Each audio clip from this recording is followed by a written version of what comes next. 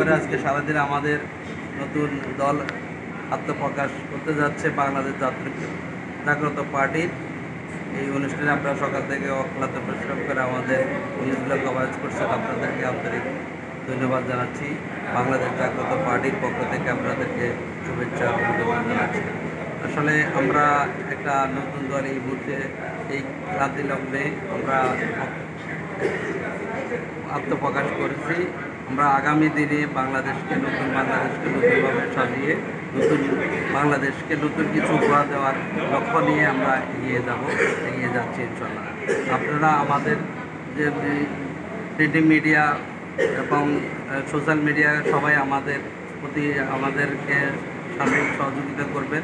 আপনারা আমাদের বস্তুনিষ্ঠ নিউজগুলো আপনারা প্রচার করবেন। আমাদের দলের যে মূলনীতিগুলো আছে এই নীতিগুলো আপনারা জনগণের মাঝে ফুটিয়ে তুলবেন, প্রকাশ করবেন এবং জনগণ আমাদের ইনশাল্লাহ যদি আগামী দিনে আমরা জনগণের জন্য কাজ করতে পারি, জনগণের সমর্থন পাইলে আমরা ইনশাল্লাহ আগামী দিনে দেশ সেবায় আমরা এগিয়ে যেতে বদ্ধপরিকর।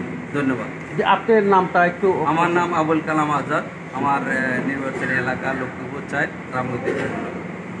আমি আপনাদেরকে অনেক ধন্যবাদ জানাই। আজকে যে প্রোগ্রামটা আপনারা করছেন খুবই সুন্দর, শান্ত সুস্থ একটা প্রোগ্রাম হয়েছে, খুবই সুন্দর। আমি আমার তরফ থেকে আপনাদেরকে ধন্যবাদ জানাচ্ছি।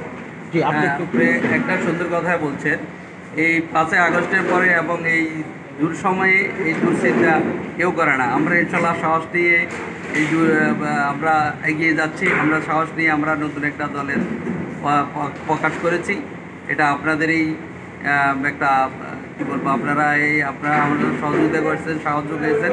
আমরা ইনশাল্লাহ নতুন পথে নিয়ে ইনশাল্লাহ এগিয়ে যাবো। আমাদের একটা নতুন প্ল্যাটফর্ম হয়েছে, আপনারা ইনশাল্লাহ এটাতে আমাদেরকে সহযোগিতা করবেন বলে আমি আশা করছি। জি, আপনাকে অনেক ধন্যবাদ। জি, আপনি জি, আপনি একটু হাসিভাবে সুন্দর একটা প্রোগ্রাম হয়েছে। আমরা ছিলাম এই প্রোগ্রামের সাথে, আমরা উপভোগ করেছি এবং সাথে আমাদের মিডিয়ার যত ফলোয়ার আছে সবাই দেখেছে, আমরা লাইভও করেছি। আপনার এই বিষয়ে একটু কথা বলবেন, বাংলাদেশ জাগ্রত পার্টি আত্মপ্রকাশ। ধন্যবাদ আপনাদেরকে। আজকে নামটা কি আমি বলবো না? আপনি বলছেন, আপনি না বলে দিলেন, কাজটা দিচ্ছেন। আমি বাংলাদেশ জাগ্রত পার্টির আত্মপ্রকাশের আমি ইন্টারভিউ নিচ্ছি।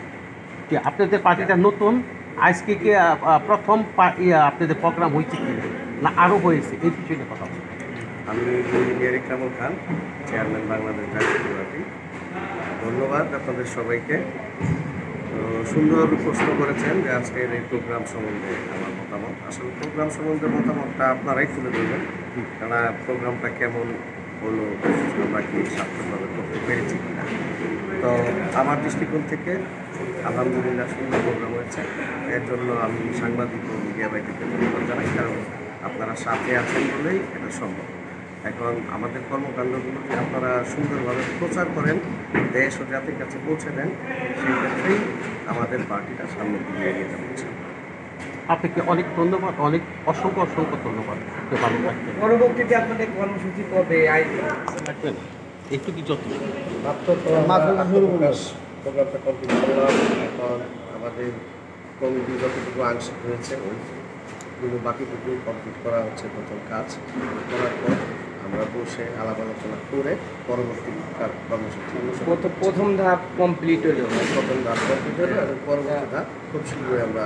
তো দেশবাসীর উদ্দেশ্যে কিছু বলেন, জনগণের উদ্দেশ্যে কি বল? দেশবাসীর উদ্দেশ্যে এইটুকুই বলা, অনেক দিন আমার দেশের মানুষ ছিল, জুলাইয়ের বিপ্লবের মাধ্যমে তারা সবাই আবার পুনরায় জেগে উঠেছে। দেশে একটা গণজাগরণের সৃষ্টি হয়েছে, সবাই জাগ্রত হচ্ছে। আজকে যে কথা বলছেন আনন্দময়, গান বাজনা হলো, এত খুশি, মুগ্ধ, এবং আবু সাহিদের কথা তো আপনাকে কিছু বলতেই হয়, কি বলবেন?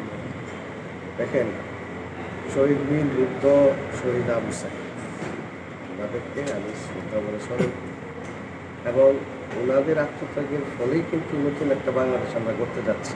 আজকে এই যে প্রোগ্রামের শুরুতেই আমি যে বললাম আলহামদুলিল্লাহ।